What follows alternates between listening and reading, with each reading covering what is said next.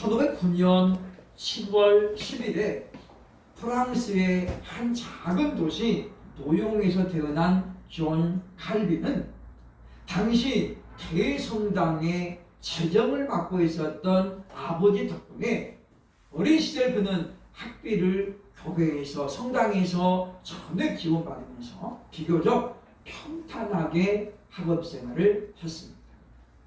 칼빈의 아버지는 자신의 아들이 사제가 되기를 꿈꿨고 그래서 어렸을 때부터 고전 문학을 가르쳤습니다. 히브리어를 가르치고 라틴어를 가르치고 헬라어를 가르치면서 성경을 보게 했죠. 그런데 칼빈이 이제 나이가 먹어가면서 보니까 세상의 흐름이 자꾸 변하는 거예요. 가만히 보니까 사제는 이제 별 인기가 없어졌어요. 루터가 종교개혁을 일으키면서 성당이 막 시끄럽고 막 싸움하고 막 그러잖아요, 그죠? 그러다 보니까 당시 이제 법률가들이 각광받는 시대가 됐습니다. 그래서 칼빈의 아버지가 상당히 의식이 좀 열린 분이에요. 그래서 아들에게 이야기합니다. 야, 너 이제 사제하지 말고 법학해가지고 법률사 되면 좋겠다. 돈도 잘 벌죠. 사회적인 인식도 좋죠. 지금도 그렇잖아요, 그죠? 그래서 칼빈은 아버지의 말을 따라서 학교를 그만두고 법대를 갑니다. 22살 때에 법학 석사학위를 취득하죠. 굉장히 머리도 똑똑했던 사람 같아요. 졸업하면서 그는 논문으로 책을 하나 펴니다. 이른바 법에 대한 일반 상식이죠. 그래서 그 책을 펴놓고 기대를 굉장히 많이 했습니다. 그러나 23살짜리가 쓴 책이 얼마나 깊이가 있겠습니까? 외면당했죠. 그런데 그렇게 이제 법학으로 가고자 했던 칼빈을 하나님의 계획은 전혀 달랐습니다. 그는 어느 날 갑자기 회심을 하게 되고 그리고 그가 원하지 않았던 아버지도 원하지 않았던 어느샌가 종교개혁의 발을 딛고 있었다고 하는 것입니다. 29살 되던 1536년에 그는 바로 기념비적인 역작 기독교 강요를 집필하게 됩니다. 기독교 강요는 성부, 성자, 성령 하나님이 누구신가, 교회는 무엇인가, 성찬식은 무엇인가를 총 4번으로 만든 그러한 어마어마하게 큰 책이죠. 29살 되던 해 그는 그 책을 필하면서 하나님 말씀에 푹 빠집니다. 존 칼빈을 한마디로 말하면 하나님의 말씀 앞에 두렵게 순종했던 사람이라고 정의할 수 있습니다. 하나님 말씀 앞에 칼빈은 한없이 약했습니다. 이게 하나님 뜻입니다. 그러면 칼빈은 그냥 두 말도 안 하고 순종했습니다. 그게 하나님 정말 아버지 뜻이에요? 물어보지 않았어요. 왜냐? 평소에 자기가 존경했던 분의 입술에서 나오는 말이라면 하나님의 음성으로 듣습니다. 그런 그는 스위스 바이지 제네바에 있는 제네바 교회에 담임을 하게 되면서 그의 헌신된 삶을 통해서 제네바를 성시화하려고 애썼던 사람이죠. 그러면서 이른바 시의회를 믿음의 사람들로 장악을 하게 됩니다. 그래서 교회의 장로, 집사들이 시의회를 장악하는 거예요. 의장은 물론 시장이 됩니다만은 그래서 시장도 장로를 예수 믿는 사람을 새로 심으시. 그래서 제네바 시가 완전히 또 하나의 교회가 되는 거죠. 그래놓고 칼빈은 제네바에서 쫓겨납니다. 너무 강도 높은 계획을 하다 보니까 사람들이 반발을 합니다. 제네바에서는 일체의 유흥업소를 할 수 없어요. 술집 허가 안 해줍니다. 마트에서도 술을 못 팔게 했습니다. 그러니 사람들이 뭔 재미로 사냐? 그래, 뭔 재미로 사냐? 그래가지고 칼빈을 쫓아내죠. 단 3년 만에 칼빈은 제네바에서 추방을 당합니다. 그런데 이미 그때 칼빈은 너무 유명해져 있어요. 유명해져가지고 오라는 데가 너무 많아요. 사람들이 수백 명씩 수천 명씩 모여가지고 칼빈의 강의를 듣고 싶어 합니다. 그렇게 해서 6년이라는 세월을 칼빈은 유럽의 전 지역을 다니면서 하나님의 말씀을 증거하죠. 그 6년간의 제네바 교회는 그야말로 엉망진창이 됩니다. 그 중에 뜯은 사람이 보니까 칼빈이 옳았다는 것을 결론을 내리죠. 그래서 시의회 의장을 보내가지고 칼빈을 설득합니다. 당신밖에 없습니다. 제네바를 살릴 사람은 당신밖에 없습니다. 칼빈이 말합니다. 나는 100번 죽여도 못 갑니다. 아니 쫓아낼 때는 언제 왠지 당신을 아쉽다고 뭐라고 그래 말이 됩니까? 나 죽어도 못 갑니다. 그런데 이 칼빈의 아버지 같았던 존 파렐이라는 파렐.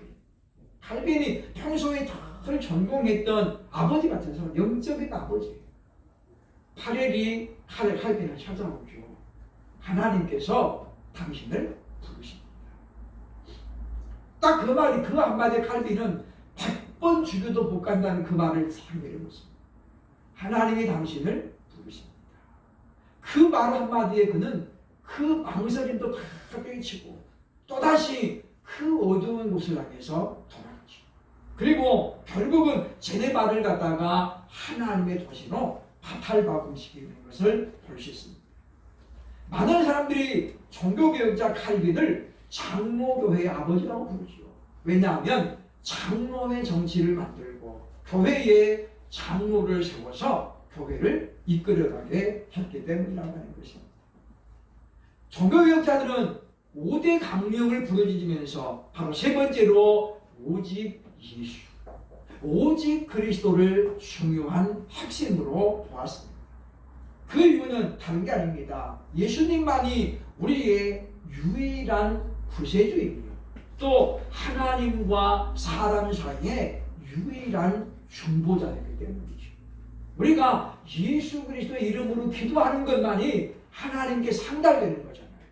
우리가 보면 그냥 영화에 보면 아멘 그렇게 끝나는데 하나님 받으신 예배 기도가 안 돼요. 반드시 우리는 예수님의 이름으로 기도를 바쳐야 그게 바로 하나님께 상달되는 거라는 거죠. 그래서 우리는 그 예수 그리스도는 우리의 유일한 구세주이면서 유일한 중보자입니다. 우리도 물론 중보기도 하죠, 그죠? 다른 사람을 위해서 우리가 중보합니다는 중보 기도하는 것하고 중보자가 되는 것하고는 다른 거예요. 마치 예수님은 바로 관계가 완전히 끊어졌던 하나님과 사람 사이를 다리가 돼가지고죠. 연결시키는 거예요. 그렇기 때문에 오직 예수, 오직 그리스도를 우리가 바로 아는 것은 너무나도 중요하다고 볼 수 있습니다. 왜냐하면 오늘 본문 7절에 이렇게 말합니다. 너희가 나를 알았더라면 내 아버지도 알았으리로다. 이제부터는 너희가 그를 알았고 또 보았느니라. 아멘. 여기 보면 말씀하죠. 보면 너희가 나를 안다면 그것은 곧 내 아버지를 아는 것이고 아버지를 보는 것과 같다. 왜 그래요? 아버지와 아들은 항상 하나이기 때문이죠. 하나. 그러니까 아들에게 아버지가 있는 거고 아버지에게 아들이 있는 거고 성령님이 존재하는 거예요. 그래서 우리는 바로 우리가 예수 그리스도를 올바로 믿고 그리고 알려고 애를 써야 되겠다라고 하는 것입니다. 예수님은 어떤 분일까요? 성경은 여러 가지 모습으로 설명합니다만 오늘 보면 14장 6절을 중심으로 해서 과연 우리의 믿음의 대상이시고 우리의 구세주이면서 유일한 중보자이신 예수 그리스도는 과연 누구인지 함께 생각해 보면서 우리가 이 시간 은혜의 자리로 나아가기를 원합니다. 첫째로 예수님은 누구입니까? 바로 천국으로 가는 유일한 길이라고 6절에 설명하고 있습니다. 예수님은 6절에 보면 자신을 이렇게 소개합니다. 나는 그 길이다. 에고 에이미 해 호도스란 말이죠. 그죠? 에고 에이미 나는 무엇입니다. 그 길이죠. 나는 그 길입니다. 예수님이 자신을 소개하면서 맨 처음 하는 말이면 나는 그 길이다. 길 얼마나 중요합니까? 우리가 길이 아니면 가지 말라는 말이 있잖아요. 그죠? 길은 그렇기 때문에 우리 인생에 매우 중요합니다. 길을 잘못 들면 까딱하면 우리 인생도 잘못 갈 수 있습니다. 스포츠 스타를 보면은 그 운동밖에 모르는 그 사람들이 한순간에 눈이 멀어가지고 어떤 사람은 도박에, 어떤 사람은 알코올에, 어떤 사람들은 다른 것에 그래가지고 어떻게 해요? 신세를 완전히 망치잖아요. 그야말로 오랫동안 선수 생활을 했다면 각종 기록을 깼을 법한 그런 선수가 도박에 빠져가지고 어떻게 해요? 시즌 중에도 도박을 하고 그러다가 잡혔는데 한 번 봐주니까 이제 절대 안 하겠습니다. 어느 날 보니까 또 하다가 또 걸린 거예요. 그죠? 세 번째 걸리니까 팬들이 완전히 돌아서잖아요. 아, 쟤는 안 되겠다.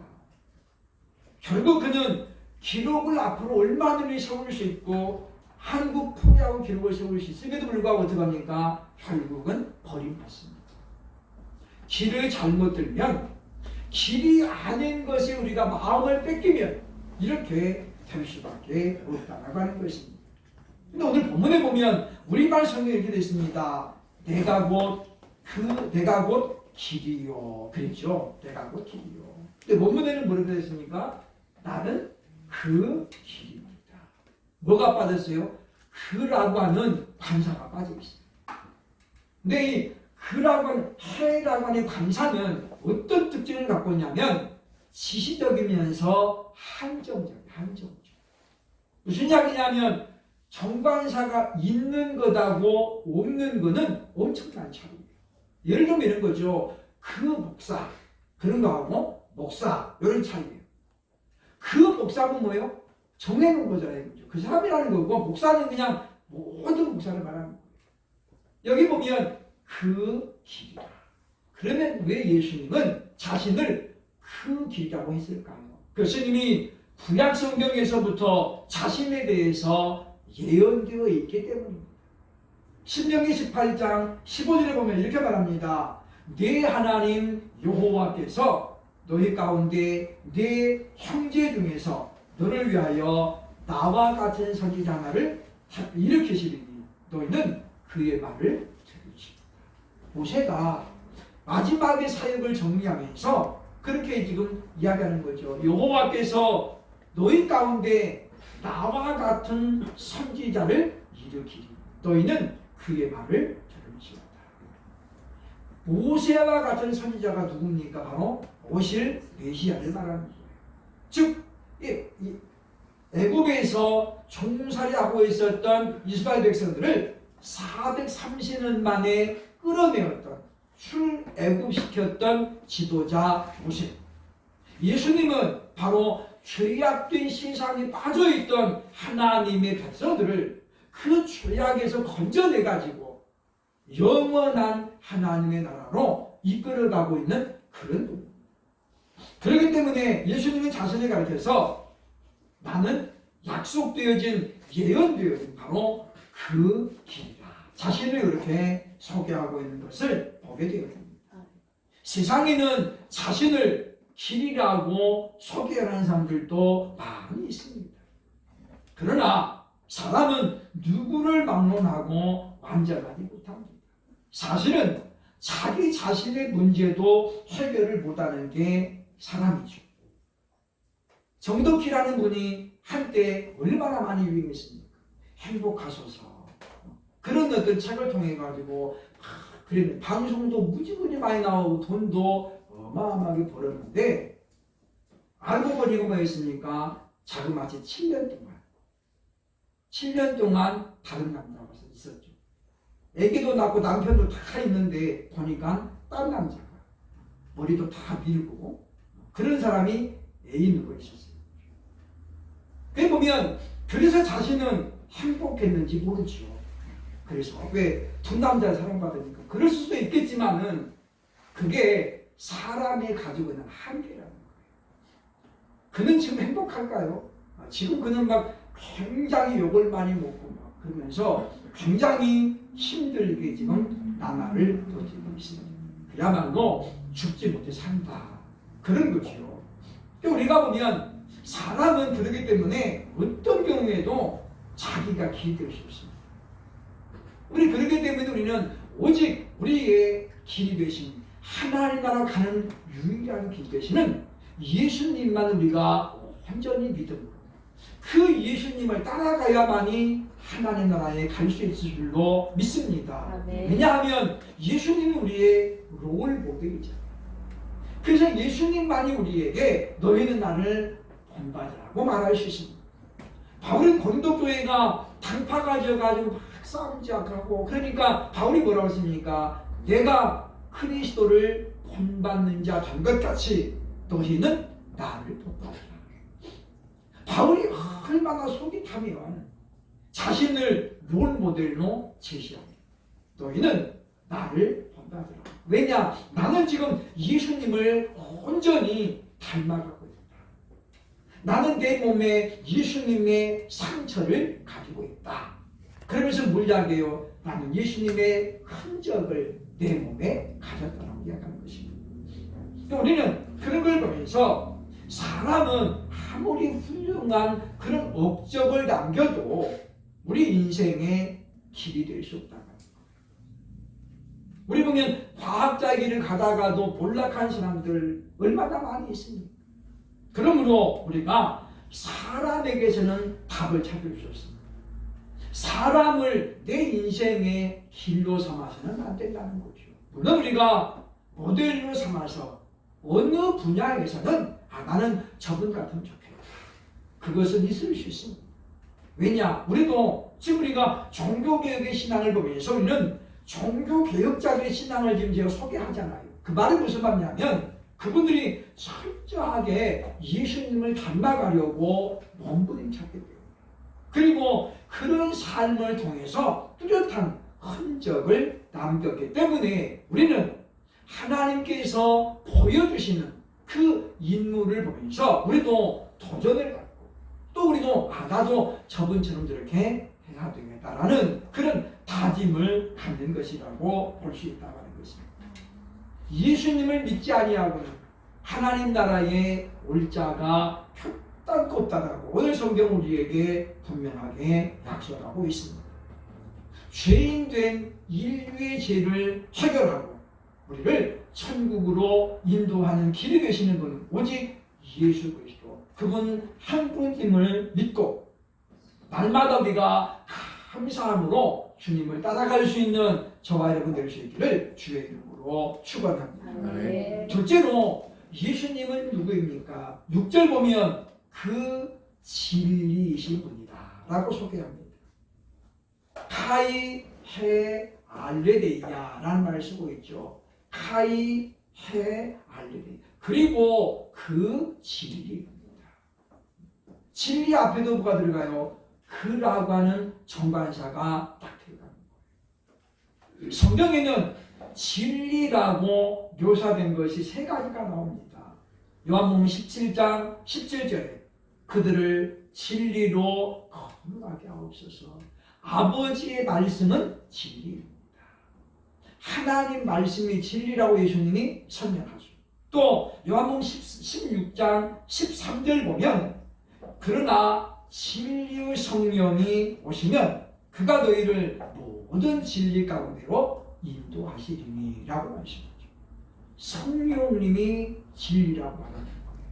그래서 본문에도 예수님 자신이 진리라고 설명하면서 오직 진리는 뭐밖에 없다는 거예요? 성부, 성자, 성령 삼위 하나님이 진리라고 말씀하고 있습니다.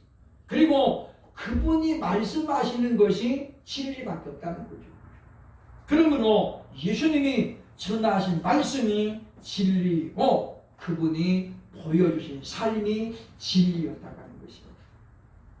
진리는 우리를 자유하게 하고 죄인 되었던 사람을 거룩하게 하는 아주 매우 중요한 요소입니다. 그렇기 때문에 요한은 진리를 알지니 진리가 너희를 자유하게 하리라. 그러니까 요한이 말하고 있는 진리는 바로 예수 그리스도이면서 하나님의 말씀을 말합니다. 그러니까 우리가 예수님을 알지 못하면 결코 우리는 자유할 수가 없다라고 하는 것입니다. 그러므로 우리는 우리가 예수님을 올바로 알려고 애를 써야 되는데 이 예수님 우리가 머리로는 우리가 알 수가 없다는 거예요. 문자적으로는 논리적으로 우리가 아는데 한계가 있습니다. 마치 욥이 그렇게 고백하잖아요. 하나님이여 내가 이제는 하나님을 머리로 알았는데 이제는 내가 봅니다. 무슨 이야기냐면 욥이 그러죠. 내가 하나님 그동안은 하나님을 귀로 만들었습니다. 근데 이제 내가 하나님을 봅니다. 그러니까 욥이 하나님 앞에는 의로운 자였거든요. 하나님이 의롭다고 인정했어요. 그런데 그런 욥도 하나님에 대한 올바른 지식이 어땠다는 거예요? 부족했다는 거예요. 그래서 하나님에 대한 오해도 있었고 또 바르지 못한 지식도 갖고 있었다라고 마지막에 그가 고백하잖아요. 그래서 하나 여호와 이제 내가 귀로만 들었사오는데 이제는 내가 하나님을 봅니다. 본다는 게 뭐예요? 눈으로 봤다는 게 아니에요. 영안이 열렸다는 거예요. 영안이 열려서 정말 자신의 한계를 보고 그 한계를 인정하고 나니까 뭐가 보이는 거예요? 하나님이 보이는 거예요. 우리도 마찬가지입니다. 내 힘으로 하다가 한다가 이제 안 되고 포기하고 하나님 저는 이제 못하겠습니다. 그러면 그때 하나님이 간섭하시는 거예요. 그러니까 우리는 하나님께서 우리에게 뭘 요구하냐면 내려놓기를 원하는 거예요. 하나님께 넘기라고 맡기라고 요구하는 우리는 끝까지를 못 넘기는 거예요. 그냥 붙잡고 있죠. 이거 놓치면 마치 죽는 거죠. 오직 예수 그리스도는 무엇입니까? 바로 그리스도에게 주도권을 전부 넘겨드리는 거예요. 그리고 주님께서 가자고 하면 가고 멈추면 멈추는 거예요. 그래서 갈비는 말합니다. 하나님 말씀이 가는 곳까지 가고 멈추는 곳에서 멈춥니다. 그래서 그는 철저하게 하나님 말씀 앞에 자신을 낮추었다. 그런 겸손한 사람이었다라고 볼 수 있다고 하는 것입니다. 아직도 신앙생활을 하면서 진리로 오신 예수님을 믿지 못하기 때문에 그냥 종교인들이 양산되고 있고 예수님을 믿지 않기 때문에 머리로만 알려고 하다 보니까 어떻습니까? 세속적인 것들을 자꾸 교회 안에 거룩한 곳으로 지금 끌어오려는 사람들이 얼마나 많이 있습니까? 결국 우리는 보면서 거룩의 본질이 무엇입니까? 구별이잖아요. 구별. 나누어지는 거거든요. 하나님은 절대적으로 진리와 비진리가 혼합되는 걸 원하지 않습니다. 거룩한 사람들이 거룩하지 않는 사람들과 하나 되는 것 하나님은 결코 원치 않습니다. 하나님은 분리시키는 분이죠. 그래서 자꾸만 갈라내는 거예요. 그죠? 그러니까 갈대아우에 잘 살고 있었던 하란에 살고 있었던 아브라함을 그 불신앙의 세계에서 불러내잖아요. 그게 거룩입니다. 불러내서 또 다른 아브라함을 통해서 믿음의 조상을 만드는 거잖아요. 그런 것처럼 우리들도 오늘 말씀을 기억하면서 우리가 히브리서 11장 6절에 보면 믿음이 없이는 하나님을 기쁘시게 할 수 없다라는 그 말씀을 기억하고 이제 우리가 온전히 믿음으로 예배하고 봉사하고 충성하는 믿음으로 헌신함으로 말미암아 우리의 모든 신앙의 행위들이 하나님께 상달될 수 있는 그런 삶을 살아갈 수 있기를 주의 이름으로 축원합니다. 세 번째로 예수님은 누구입니까? 역시 6절 보면 그분은 그 생명이신 분입니다. 오늘 본문에 보면 카이헤조에라는 말을 쓰고 있죠. 그리고 그 생명이라. 그리고 그 생명이라. 우리가 보면 예수님은 십자가에서 우리의 죄를 짊어지시고 그분이 죽어주셨잖아요. 명백하게 말하면 그분의 목숨으로 오늘 우리를 사신 거예요. 사신 거. 그리고 우리가 대속이라고 대속. 예수님이 대신 죽어주시고 우리의 목숨을 사셨잖아요. 엄밀하게 말하면 그렇기 때문에 우리 목숨은 내 것이 아니고 누구 거예요? 예수님 거예요. 하나님께서 창조하셨기 때문에 우리는 이미 하나님의 것이지만은 바로 예수님께서 피로 값주시고 사셨기 때문에 우리는 엄밀하게 따지면 내 것이 아니라 예수님 거라는 거예요. 몸뚱아리는 국가 거예요, 그죠? 그러나 우리 전부는 누구 겁니까? 하나님 것입니다. 그래서 고린도전서 16장 19절로 20절에서 바울은 이렇게 말합니다. 너희 몸은 너희가 하나님께로부터 받은 바 너희 가운데 계신 성령의 전인 줄을 알지 못합니다. 너희는 너희 자신의 것이 아니라 값으로 산 것이니 그런즉 너희 몸으로 하나님께 영광을 돌리라. 우리는 우리 것이 아니래요. 하나님의 성전이고 그리고 예수 그리스도의 피값으로 사셨기 때문에 다만 우리는 우리 몸을 가지고도 하나님께 영광을 돌리라는 거죠. 그러니까 월십, 몸 찬양을 주로 하는 분들은 바로 이런 말씀의 기반을 가지고 하나님이 몸으로 영광을 돌리라겠다. 그래서 그거는 뭐예요? 율동이라든가 월십을 통해서 하나님을 찬양하잖아요. 그러니까 우리가 하나님께 영광을 돌리는 그런 도구로 우리 몸도 사용할 수 있어야 되겠다는 거예요. 우리가 우리 몸을 가지고 봉사하고 충성하는 것 전부 하나님께 영광이 되는 신앙의 행위라고 볼 수 있다는 것입니다. 그러므로 예수님은 우리의 생명의 근원이시면서 우리 생명이라고 볼 수 있죠. 우리 생명이 누구 거예요? 다 예수님 거예요. 예수에게 속해 있잖아요. 그렇죠? 그런 의미에서 나는 그 생명이다. 예수님은 자기를 소개합니다. 에고 에이미 해 조에 나는 그 생명이다. 우리는 오늘 말씀을 통해서 우리가 어떻게 사는 것이 인간답게 사는 것일까? 그 해답은 오직 하나님의 말씀이 주고 있습니다. 아들로 오셔서 아들의 신분으로 이 땅에 살았던 예수님은 비록 짧은 기간이지만은 아들의 모습이 어떤 것을 우리에게 잘 보여줬잖아요. 아버지에게 철저히 순종하면서 아버지를 공경하는 모습, 그게 바로 아들의 모습이라고 볼 수 있다고 하는 것입니다.